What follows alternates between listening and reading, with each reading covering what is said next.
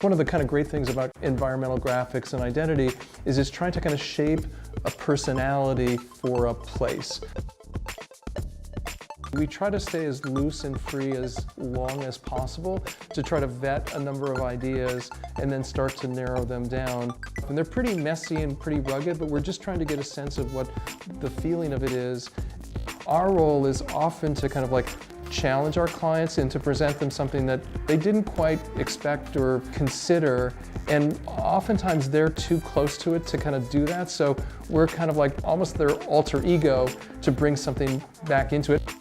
We deliberately don't have private offices. Everybody from an intern to a partner has the same size desk, but it's meant to be open and very kind of connected, to sit within the group of designers and talk about stuff. So we'll look at paper samples and we'll look at material samples, we'll look at things on the screen and change them, run out and get a piece of paper and do it. So I think actually that connected part of it, I actually probably say my favorite piece of things I do every day is a stool, you know.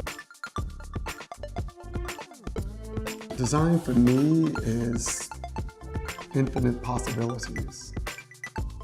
Design for me is about answers. It's finding the right answer, the perfect answer to the problems that we're constantly facing. Sometimes you can articulate a point, but you don't know how to transfer it into a tangible thing. We bring a tangible product to our client's vision. How can we create really good design solutions that gives our projects timelessness? Hopefully 10, 15 years from now, this design solution is still relevant and it still inspires the clients, and they don't feel as though they have to change anything because, you know, it was solved really well from the jump. There's nothing that bothers me more than going into a museum that has furniture in it and you can't touch it. The things that we make are things that are to be interacted with. That tactile quality and the interaction is something that's really important to me in what I make. We find that you make the best things when you work with a team and you work together with other people. Oftentimes other people see things in ways that you don't necessarily see them in.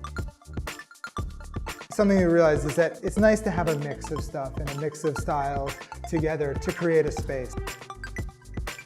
In the end, we realized we'd rather be part of something bigger and more of a collaborative thing than to direct the entire thing on our own.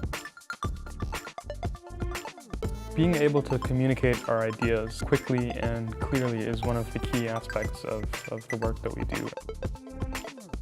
It's not usually a one-way process. Usually once we've built a model, very much an iterative process. There's a lot of exchange between the different media and the different formats of inspiration. It is helpful to be able to look at things side by side, but also look at them within the context of a larger story or a larger narrative that's being built. Oftentimes it's not enough just to have great images, it's also about telling a story, putting the images together within a certain frame or within a certain sequence that actually tells the story as effectively as possible. Having a tool that enables us to quickly test these kind of narrative frameworks is really crucial. Just having the images isn't enough, it's really about telling the story.